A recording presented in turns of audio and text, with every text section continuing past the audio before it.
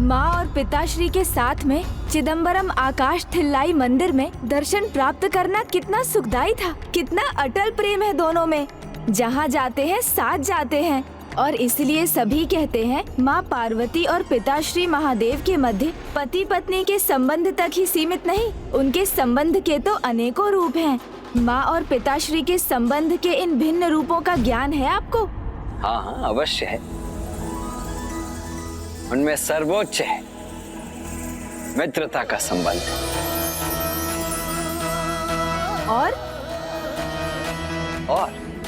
और आपसी समझ का, किसी भी परिस्थिति में सदा एक दूसरे के साथ रहने का।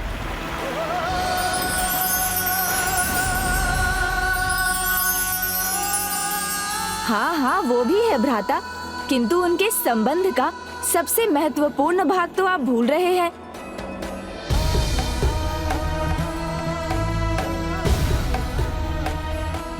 अच्छा, तो यदि मैं भूल रहा हूँ तो तुम मुझे स्मरण करा दो गणेश। उचित है भ्राता, यदि आप आग्रह कर रहे हैं तो मैं बता ही देता हूँ, परंतु इससे कहीं आपकी यात्रा में विलंब ना हो जाए।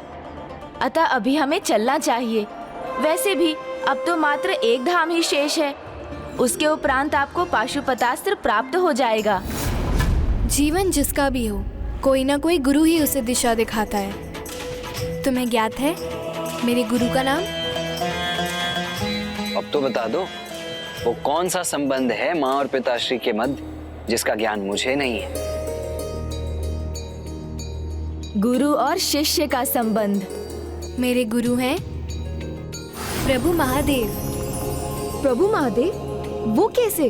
वो आपके गुरु कैसे बने? वो कथा आपके अगले पंचभूत स्थल जल स्थल अर्थात थिरुवानकैव तिरुचिरापल्ली अप्पू अथवा जल जम्बुकेश्वर मंदिर धाम से संबंधित है। महादेव की अर्धांगिनी देवी पार्वती को ज्ञान की प्राप्ति की इच्छा हुई, जिसके लिए ऋषि मुनि एवं कैलाश में वास करने वाले सभी भक्तगण तत्पर रहते हैं। किंतु माँ जब जब पिताश्री से शिव ज्ञान प्राप्ति की इच्छा प्रकट करती, तब पिताश्री प्रत्येक बार कोई ना कोई कारण बताकर उनके इस अनुरोध को टाल देते। स्वामी, आप बताइए मुझे, आप मेरी शिव ज्ञान प्राप्ति की इच्छा कब पूर्ण करेंगे?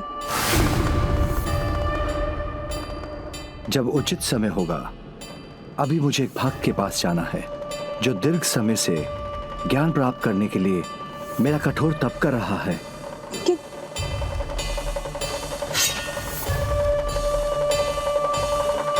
किंतु स्वामी, प्रभु ने माँ को एक संकेत दिया था, किंतु वो तो प्रभु से क्रोधित थी, इसलिए उनके किसी भी संकेत को पढ़ पाने में असमर्थ थी और ऐसा एक से अधिक बार होता रहा।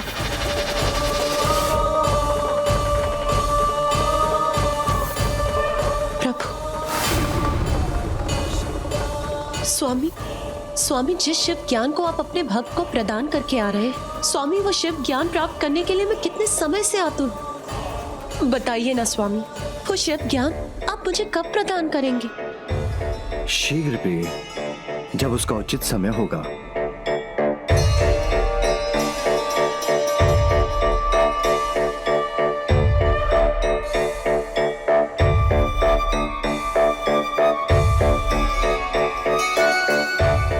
जो ज्ञान प्रभु के भक्तों को प्राप्त हो सकता है, वो उनकी अर्धांगिनी का अधिकार है।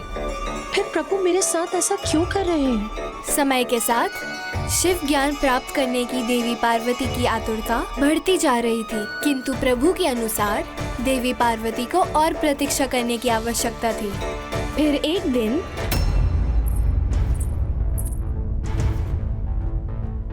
शिव ज्ञान उन सभी सीखों और ज्ञान का सार है जो आगे चलकर शिव सूत्र और विज्ञान भैरव तंत्र संहिता में पाया जाएगा।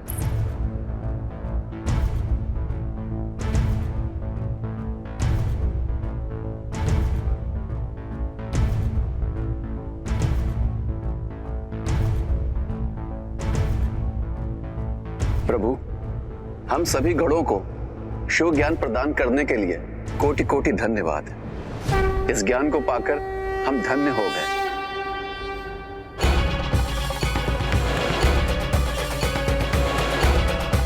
प्रिय,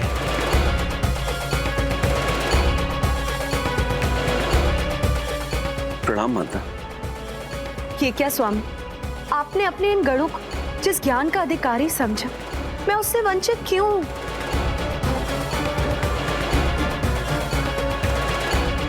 बताइए ना स्वामी, मुझे शिव ज्ञान ना देने के पीछे क्या कारण? क्या आपकी दृष्टि में मैं इसके योग्य नहीं हूं? देवी पार्वती, ये सभी गण मेरे शिष्य हैं। आज तक जिन्हें भी ये सौभाग्य प्राप्त हुआ है वो या तो मेरे शिष्य हैं अथवा भक्त, जिन्होंने उसे पाने के लिए कठोर तपस्या की है। ये ज्ञान मैं किसी को भी इतनी सहजता से प्रदान नहीं कर सकता। आप जो चाहती हैं उसके लिए आपको या तो मेरा शिष्य बनना होगा या तपस्या करनी होगी। उसके लिए आपको या तो मेरा शिष्य बनना होगा या तपस्या करनी होगी।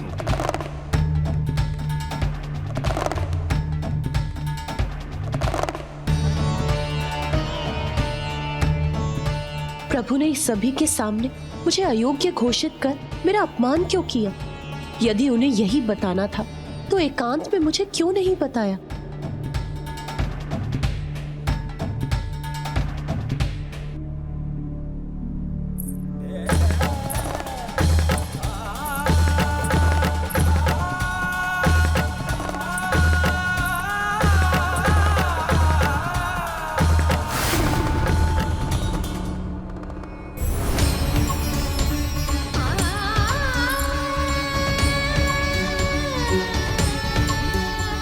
आप जो चाहती हैं उसके लिए आपको या तो मेरा शिष्य बनना होगा या तपस्या करनी होगी।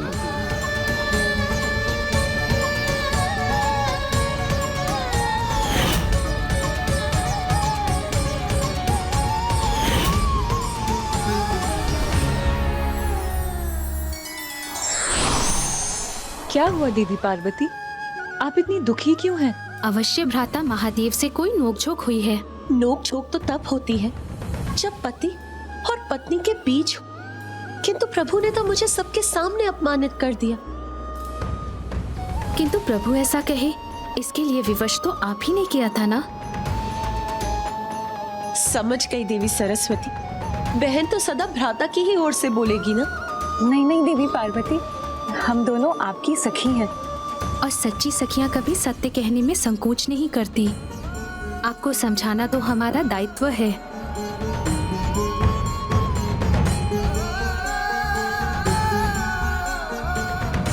उचित है फिर, यदि स्वामी मुझसे अपनी तपस्या करवाना चाहते हैं तो मैं अवश्य करूंगी। जिस प्रकार उन्हें पति रूप में पाने के लिए मैंने घोर तप किया था, उसी प्रकार उन्हें गुरु रूप में पाने के लिए भी करूंगी। किंतु कैलाश में नहीं, यहाँ से कहीं दूर। और मैं ये प्रण लेती कि जब तक मेरी तपस्या पूर्ण नहीं हो जाती, मेरे चरण कैलाश में नहीं पड़ेंगे। मेरे चरण कैलाश में नहीं पड़ेंगे। मेरे चरण कैलाश में नहीं पड़ेंगे। और इस प्रकार माता ने ठान लिया कि वो पिता श्री प्रभु महादेव से शिव ज्ञान प्राप्त करके ही रहेंगी, किंतु एक अर्धांगिनी बनकर नहीं, अपितु एक शिष्य बनकर। और इसलिए वो प्रभु से बहुत दूर यहाँ दक्षिण में आ गईं। और फिर कावेरी की तट पर पहुंचकर कावेरी के शीतल जल ने जब देवी पार्वती के पांव का स्पर्श किया, तब उनका क्रोध शांत हुआ और उन्होंने उसी स्थान को अपना तप स्थल बना लिया और एक नवीन रूप धारण कर तपस्या करने लगी।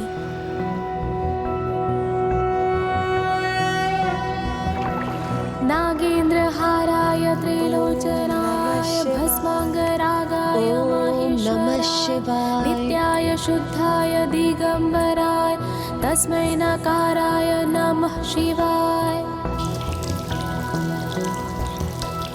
मंदाकिनी सलिल चंदन चर्चिताय नंदीश्वर प्रमथनाथ महेश्वराय मंदार पुष्प बहु पुष्प सुपूजिताय तस्मै मकाराय नमः शिवाय।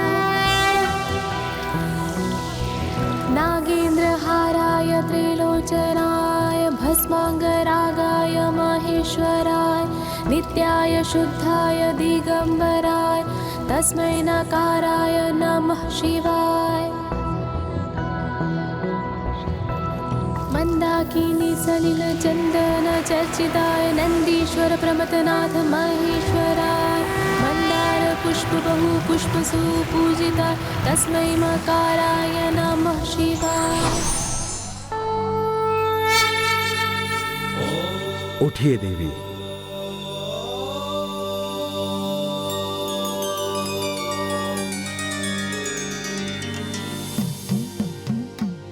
प्रणाम प्रभु। आप जो चाहती हैं उसके लिए आपको या तो मेरा शिष्य बनना होगा या तपस्या करनी होगी। मेरे प्रभु, मेरे स्वामी, बताइए मुझे, क्या अब मैं शिव ज्ञान प्राप्त करने के योग्य हूँ? जो ज्ञान मेरा है उस पर आपका भी अधिकार है और आप सदैव उसके योग्य भी थी और हैं भी। फिर आपके इस तप का तो एक महान उद्देश्य भी था देवी, पंचभूतों में से एक मेरे जलभूत शिवलिंग की स्थापना का, जो जगत की सर्वोच्च देवी अर्थात आपके हाथों से ही होना संभव था। इसलिए आज से यहाँ आपकी पूजा अखिलंदेश्वरी रूप में होगी। अखिलन अर्थात समस्त ब्रह्मांड और ऐश्वरी अर्थात सर्वोच्च देवी, और यहाँ मेरे शिवलिंग की पूजा जम्बुकेश्वर रूप में होगी। आपकी कृपा के लिए अनेकों धन्यवाद स्वामी, किंतु मैं तो सर्वोच्च ज्ञान अर्थात शिव ज्ञान प्राप्त करने के लिए ललायत हूँ।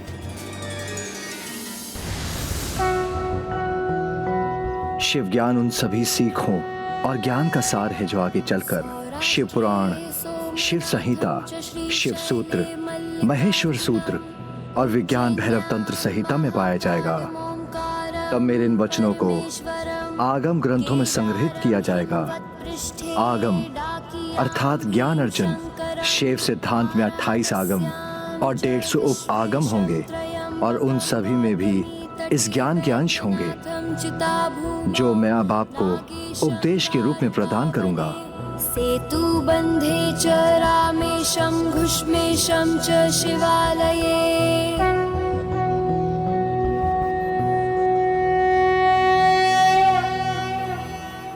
हे गुरुवर स्वामी, मुझे अपनी शिष्या के रूप में स्वीकार करने के लिए और मुझे ये शिव ज्ञान प्रदान करने के लिए आपको कोटि कोटि नमन।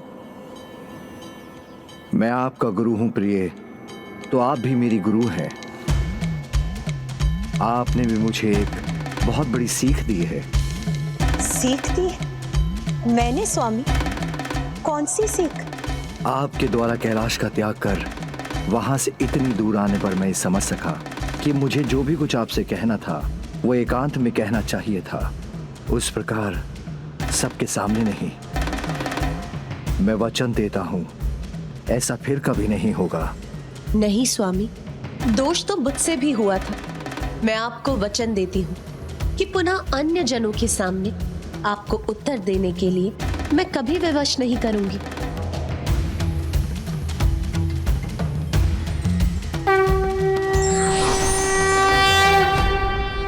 अर्थात गणेश जी, जिस शिवलिंग की स्थापना माता ने इतने प्रेम और भक्ति भाव से की, वो जल तत्वों से बना शिवलिंग यहाँ स्थित है।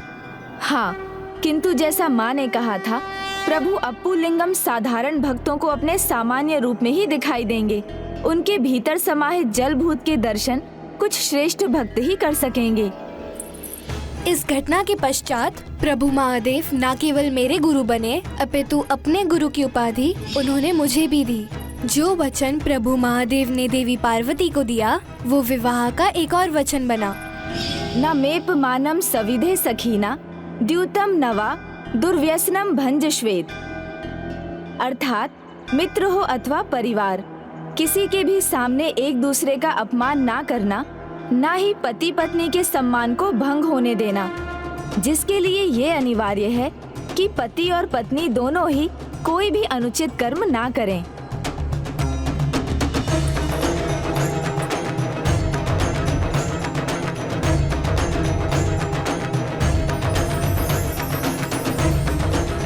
माँ, मेरी इच्छा है कि मैं इस पावन काशी विश्वनाथ मंदिर में प्रवेश कर प्रभु के दर्शन कर सकूं। अवश्य पुत्री, तुम कुमार कार्तिकेय का अनुसरण करते हुए वहाँ अवश्य पहुँचोगी और उसके बाद तुम्हारी उनसे भेंट होगी, और ये मेरा आशीष है कि तुम्हारी भेंट का परिणाम अत्यंत शुभ हो।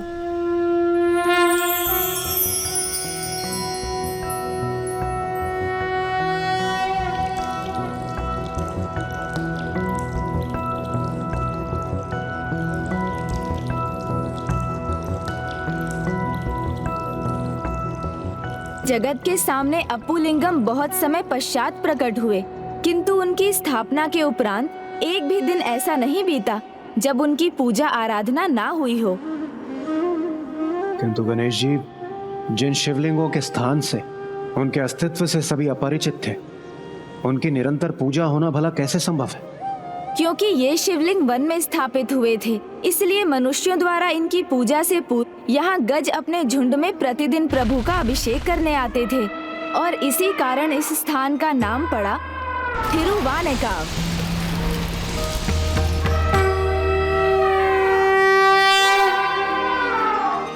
थिरु अर्थात पवन, आने अर्थात गज और का अर्थात वन, जिसका अर्थ है वन में वो पावन स्थान जहाँ गज पूजा करते हैं। अब तो मैं भी प्रभु अप्पुलिंगम के दर्शन के लिए तत्पर हो उठा हूं गणेश। अवश्य भ्राता।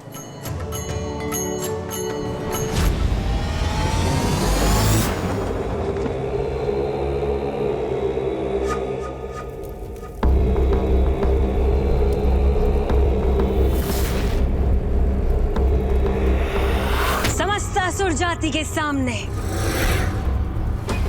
देवताओं और इस जयंत का मान धूल धूसरित होगा।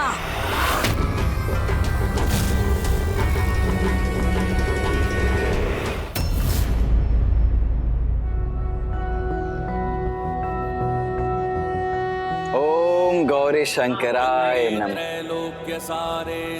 ओम गौरी शंकराय नमः। पूर्ण ब्रह्म गौरी शंकराय नमः। हारिणी स्वर्ग मार्गे ओम गौरी शंकराय नमः। जल कणिका ब्रह्म हत्यादि पापे कस्त्वां स्तोतुं समर्थ स्त्रिय जगदग हरे देवी गंगे प्रसीद। ओम गौरी शंकराय नमः। गौरी शंकराय नमः। महाराज सुरापद्मन की, महाराज सुरापद्मन की। क्या हुआ बालक, तुम्हारा उत्साह कहाँ खो गया? या तुम्हें उस कार्तिकेय पर विश्वास नहीं रहा? वैसे उचित भी है, इतने असुरों के मध्य कहाँ आ सकेगा वो भला?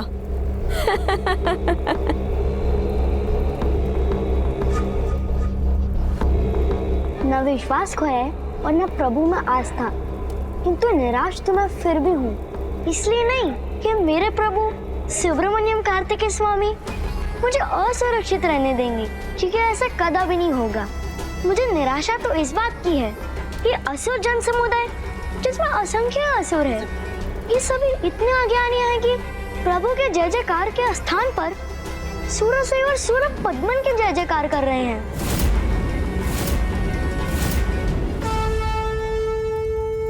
आज तुम्हारा अहंकार अवश्य भंग होगा, तुम्हारी अज्ञानता मिटेगी और पूरे संसार को ज्ञात हो जाएगा कि उन्हें किस वास्तविक भगवान की जय जयकार करनी चाहिए और किसका नाम जपना चाहिए।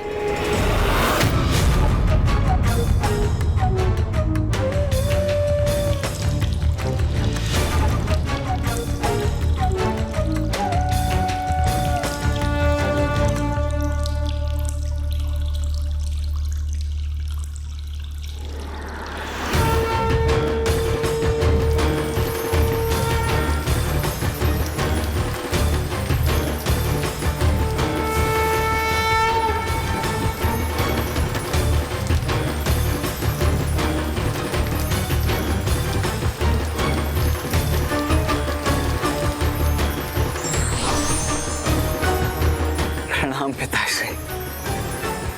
प्रणाम प्रभु।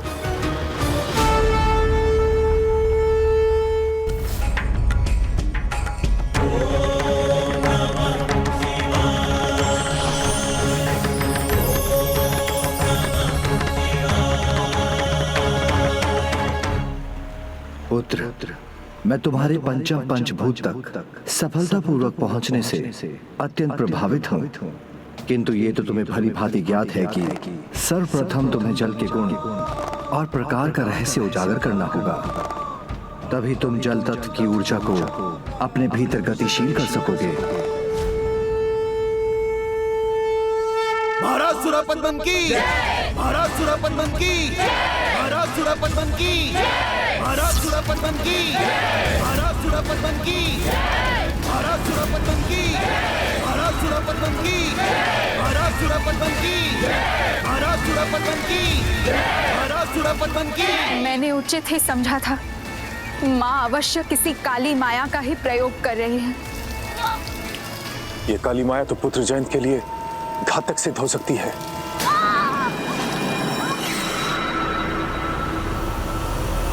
ओम नमः शिवाय।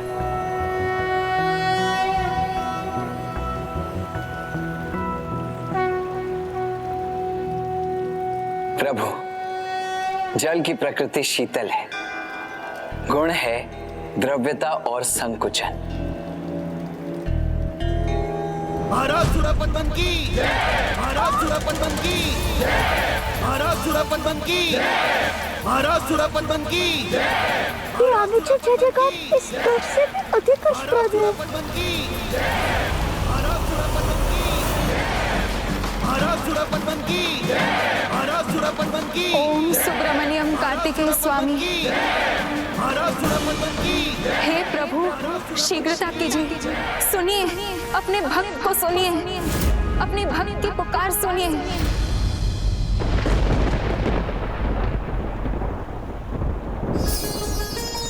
शीघ्रता कीजिए, सुनिए अपने भक्त की पुकार। रक्षा कीजिए प्रभु, रक्षा कीजिए। महाराज सुरापद्मन की, महाराज सुरापद्मन की।